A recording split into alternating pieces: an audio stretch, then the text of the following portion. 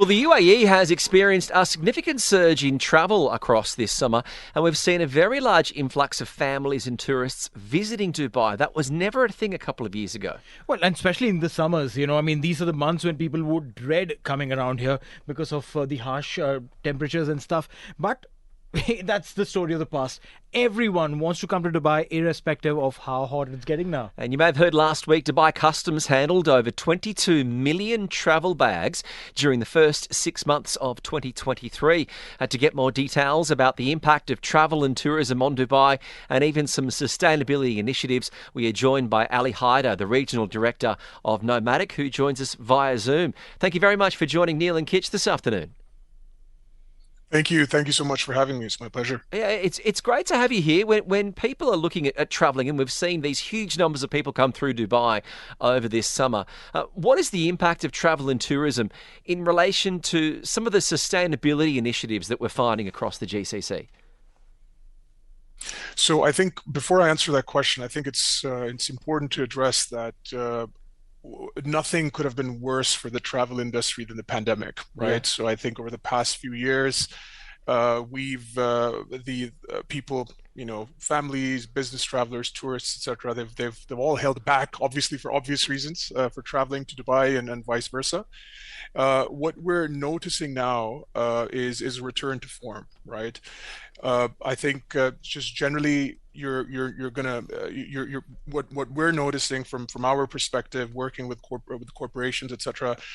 It's a mix of businesses looking to understand how best to manage their business travel needs. We're noticing, obviously, a lot of people having to have these meetings remotely, virtually, but we're noticing more and more that certain professions, certain roles, you can't do away with the face-to-face interactions, sales, etc.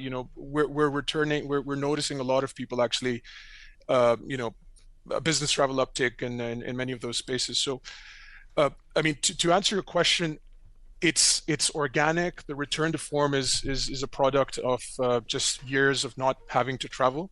I think it's also a mixture of just business travel becoming more efficient, and that's aided by some wonderful work that's being done by the UAE authorities, in particular in terms of revamping their entry visa categories. It has a lot to do with streamlining brought in by technology, whether that's government-led or whether that's through business traveler aids like Nomadic. I'm expecting this to continue, to be honest. And obviously. It goes hand in hand with just broader sustainability initiatives, but I don't anticipate this to stop anytime soon. You mentioned technology. So, how does technology come in and play a role as far as travel is concerned, and especially business travel? Because government obviously doing what they do is one thing, but apart from that, how does tech come into play? So it's a great question. So tech comes into play in multiple fronts. I think the first thing, one of the things that we think about as a person who travels for tourism or business, whenever we think about traveling, we're just, our minds are flooded with thoughts of complex forms, tedious processes, repetitive tasks, data entry, not to mention queuing up, times to get visas and permits.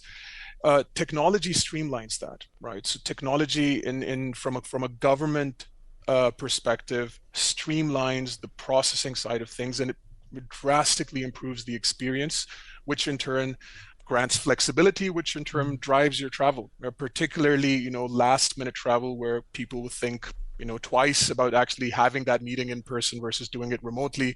It takes away a lot of that. It's also, it also has to do with the fact that apart from the government, you have business traveler solutions prop up quite a bit, Nomadic being one of them. And, our job is to essentially become an extension of a traveler's in a travel journey in a way, right? So, we would want people to set up their profiles, feed in information, and then ultimately that information to be used for filling out forms, checking on status updates, so on and so forth. So you can really see the benefit that that has on just the experience side of things. So What percentage of business travel do you think has ceased post-pandemic? And what I mean by that is compared to pre-pandemic levels, because I think as soon as borders opened, we saw a big increase of businesses, international businesses, saying, great, let's get everyone back in the room again for the first time and we can meet face to face. And that was great. But then that waned off, and a lot of businesses and especially finances were going, well, why should we have to pay someone and waste two days of pay traveling all the way around the world when we can meet on Zoom? That's a fantastic question, and I think there's a few things to point out there. I think to answer your first question about numbers, Yeah. there's several reports here. I think one that I read was done by the Wall Street Journal towards the end of last year showed that approximately 70% return to form at a global level in terms of business visitor traffic now versus pre-pandemic levels. So it's coming back. Surely, we definitely see it coming back. I think the statistics that were released by the government of Dubai last year paint a similar picture. I believe it was 14.36 million overnight visitors in 2019. In 2022 versus 16.73 million in 2019. So roughly 70% thereabouts, if my math's right. So it is coming back right now.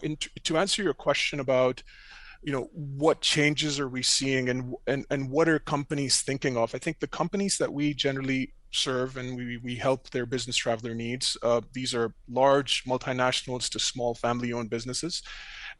It's largely business driven, right? It's largely business driven, the decision to send people, and it's also driven by just a general change in workplace and workforce planning. We see a lot of people that are working remotely, flexibly.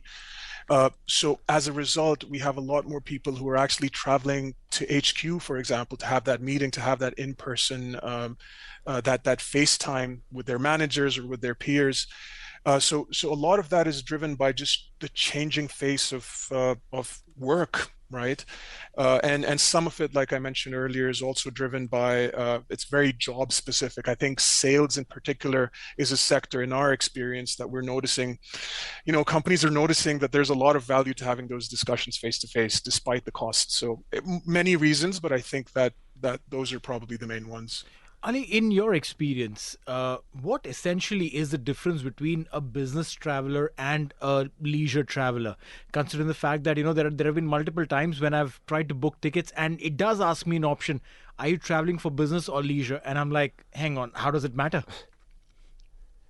That's such a pertinent and timely question. We get that we get asked that so much in our day to day.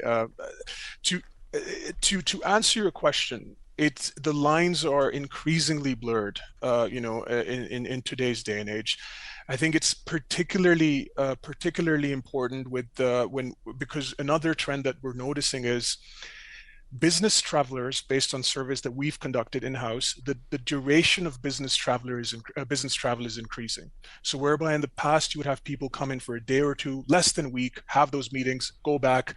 We're seeing people stay on for longer. Mm-hmm. So what that's suggesting is people are actually trying to gauge how would places like the UAE, which are at the forefront of doing offering permits like digital nomad visas and freelancer permits, how are they to live in? Right. And those business trips become longer, families join, and, they ultimately lead to a pathway to residency. So they're becoming increasingly blurred. We're noticing that definitely. When just before we wrap up, the news came through about passports and the strength of certain passports. Oh, yeah. We saw that the UAE passport rose to the 12th most powerful passport in the world. We know this is obviously they're ranked on to the visa accessibility of certain passports. But how does a country actually get a strong passport? Is it cultural relations? Is it doing deals with other country on visa-free waivers? How does a country get a stronger passport? Well, it's probably it's likely a mixture of several factors. It falls. I mean, we're not the authority on naturalization and citizenship programs within Nomadic. We do have teams that look into that, but generally speaking, I think you're right. It's a product of bilateral treaties, agreements between countries. They start off with things like visa waivers and visa-free accesses, and ultimately, they can lead to discussions that will, uh, you know, improve and strengthen the position of a passport. The UAE passport is so strong because it allows visa-free entry and visa on arrival with many countries. An interesting point on that is I believe last year we saw with the passport index that the number of visa-free countries or visa-free agreements granted between all passports increased by 18%.